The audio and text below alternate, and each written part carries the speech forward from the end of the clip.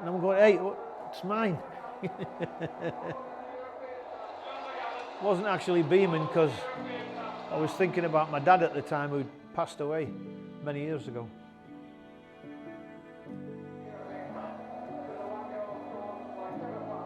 One night in '79. Robertson, the first time we've seen them attack them, and there's Francis!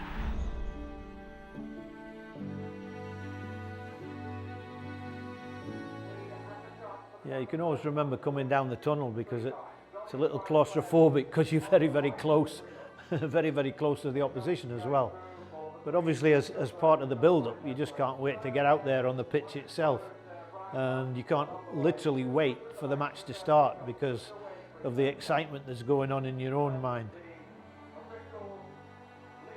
Thankfully, it's not a really long process, and in those days there wasn't a great rigmarole before the actual kick-off, so you go out, line up quickly, get the photographs taken, and then the players are all, of course, then dying to get involved in the action.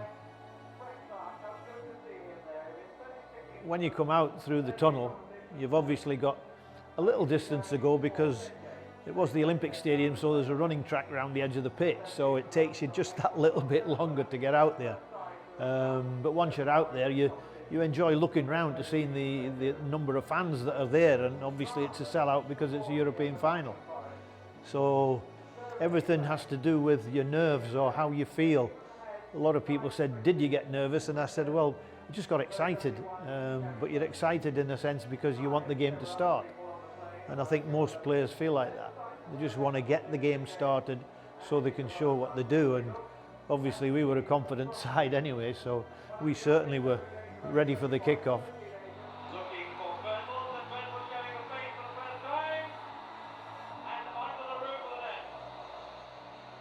Yeah, Gary Birtle's put through by a great ball from John Robertson.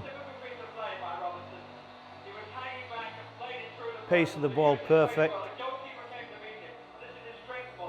I think if it had been the modern game, Gary would have knocked the ball and then fallen over the keeper trying to get a penalty, but he was too honest there.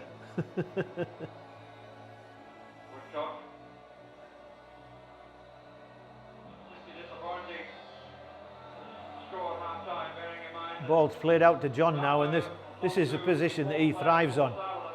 Just got a fullback. He's got two fullbacks, but they stand too close together. Puts a cross in. Great ball from John there.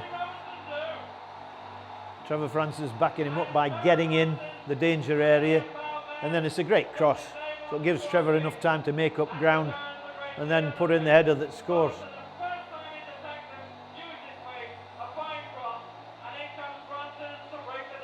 You can see Trevor rolling on the, I think because it's an Olympic stadium, that was the shot put concrete floor, or everybody said it was concrete, but actually it was rubber. I don't think Trevor was that brave really to roll on it if it was concrete. And there's Trevor's pace. Look at this, look at this. Oh, brilliant play again by Trevor Francis. There it is, pace, just sheer pace. That would have helped if it had been 2-0. Would have been able to relax a little bit more. But of course, when it's just 1-0, you don't have time to relax.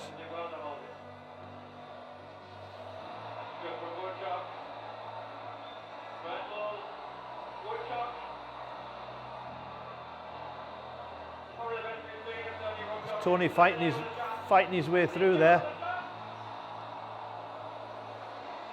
Incredible how that didn't go in.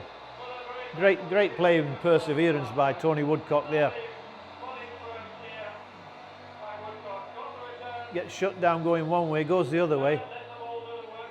Actually on the ground, gets up so quickly, he astounded them. Then gets a ball, knocks it, and it's just too far for possibly the second goal there. But great play again. Shows you how many times we caused the Malmö defence problems. People with the pace of Woodcock and Robertson and Birtles and Viv Anderson here, you can see going through, really causing them a problem getting a fullback. And that's it. Well done, Viv. the whistle goes and we've won. Now just time to find exactly where you go to receive the cup. Because nobody mentions it before the match, obviously.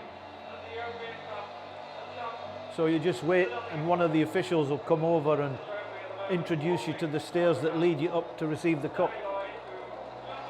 Wasn't actually beaming because I was thinking about my dad at the time, who passed away many years ago.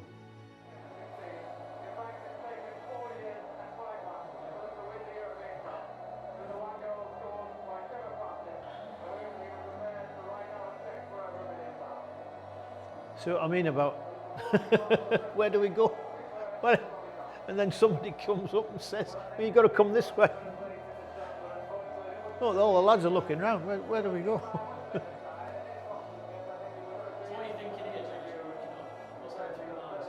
Still my dad, till I got hold of the cup.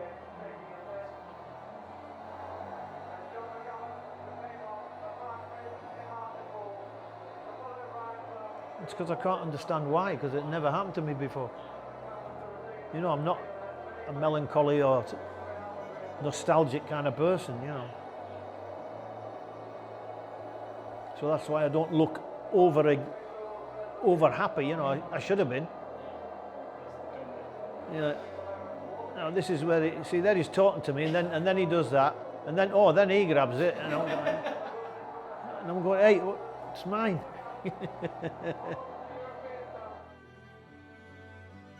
There you are, nearly a smile. Make sure I get it right so you get the badge on the front. Of course, Larry's following me because Larry, we used to wait till he got downstairs, then he'd grab it anyway. Like, you know. So he'd mug me as I got down the stairs, Larry. You know. Which I didn't mind. I've done my bit.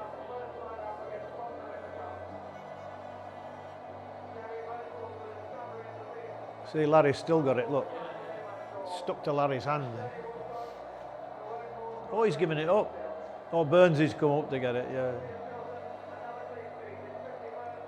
The one thing I do remember from the '79 final was the performance by our new £1 million signing, Trevor Francis. Outstanding match, scores the winning goal. So what more could he do? What was your reaction to seeing that we've been drawn against Malmö again? Obviously the game is next Thursday. So when we were watching it draw, what was your reaction? Well, it brings back memories, obviously. You know, times have moved on. The game is a lot different now. But it's still the same scenario.